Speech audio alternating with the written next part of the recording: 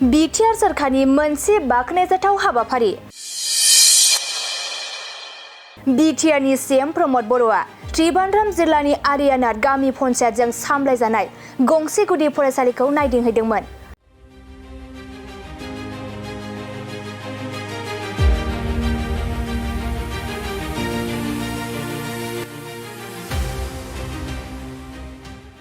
नंगौ, केरेलायाव BTRनि एक्सप'जारफोरा दावबायहैदों।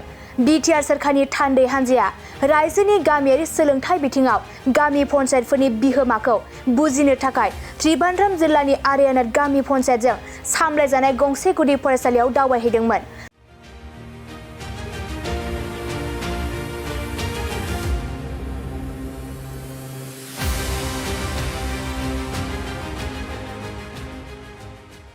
केरेलायाव BTR सरकारनि थान्दै हान्जाया ओनसोलारि गावारि खुंथाय मडेल आरो समाजारि रांखान्थियारि सोलायनायाव बेनि गोहोमखौ नायबिजिरदों।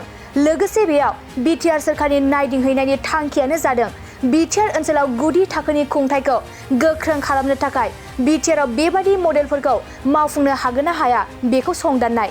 लोगोसे बे दावबायनाय हाबाफारियावनो बाहागो लादों BTRनि CEM प्रमद बर'जों लोगोसे गबिन्द बसुमतारी, EM धर्म नारायण दास, MLA जयन्त बसुमतारी, BTCनि प्रिन्सिपाल सेक्रेटारि आरो BTCनि सेनियर डिपार्टमेन्टेल सेक्रेटारिसफोरा बाहागो लादों।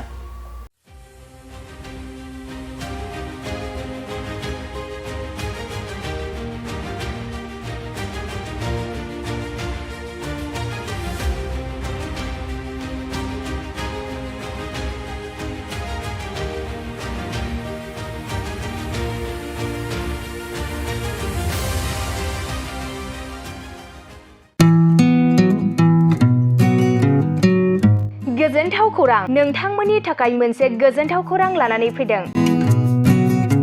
उदालगुरि जिल्लानि सिङाव थानाय डिमाकुसि नोगोराव नोंथांमोननि थाखाय अरदाब दा बड' किटचेन मुंनि गंसे गोदान हटेला गोजोनथाव खौरां लानानै फैदों। नोंथांमोना बे अरदाब दा बड' किटचेन हटेलाव साहा, कफि, आइसक्रिम, फास्ट फुड, आखाइजों बानायनाय ग्रीन टि, न'आव बानायनाय आसार, गाइखेरनि एन्थाब आरो ओंखामजों जेरै अमा, दाउ, बोरमा, साम', खुसिया, अमा गोरान, नाफाम बायदिसिना बर'नि ओंख्रिखौ बे अरदाब दा बड' किटचेन हटेलाव जानो हागोन।